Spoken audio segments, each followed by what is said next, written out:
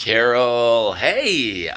So I owe you a voicemail. I owe you text messages. We really need to talk.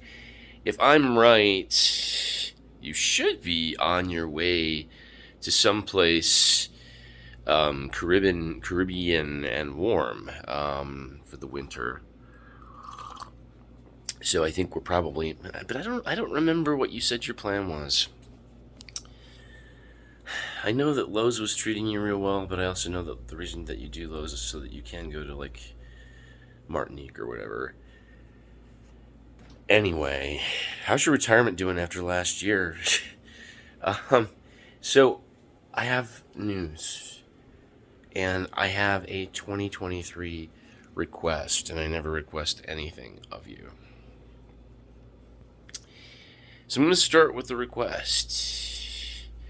One of the things, so I got a new job. I got a great new job. And I got a big raise for Social Security, just like you did. And you and I both made good money, so we both make good Social Security. So that raise was substantial. And I also took a bold choice and decided that these enormous tax refunds that I get every year are ridiculous. So I also stopped withholding taxes from Social Security because Social Security is not taxable under a certain point. So there's you know all about this because you do your taxes, so you know about the inclusion for Social Security, the deduction. So anyway, I don't know, I might consider re-withholding taxes, but anyway, Brandon has substantial disposable income now, and one of the things that I would like to do is get out of town and go for adventures. I haven't gotten out of town in 4 freaking years. I haven't physically left the city except by plane in 4 years. So I'd like to explore the Midwest again. Every time I see pictures of Chicago, for example, it looks like a really different city than the city I left 10 years ago. And it's with that segue in mind that I say this to you.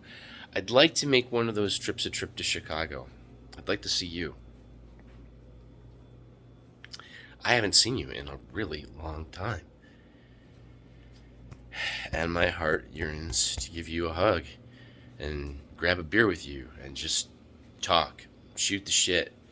Talk about getting old. Look at his belly. The other bit that I think you're really gonna be warmed by, you know what you did with subbing for disabled kids post Fleet, Bank of America.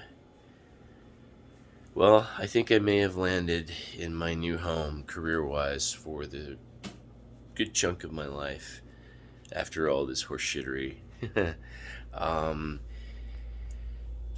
It's a center, a career center for adults with disabilities. And I am a driver, and I am a job coach. And what I do is help groups of 4 to 6 adults with disabilities do things like put urine cups into Ziploc bags with brochures and wet naps for Mayo Clinic, or go clean and sanitize the resale shop associated with Habitat for Humanity, stuff like that. And I help everybody be really successful and think through all their cognitive blocks that are limiting them from, everybody wants to be independent, so that's what we're there for, is to help them become more successfully independent in the community. And it's really cool work. I really love it. And I think of you every day. So, Happy New Year.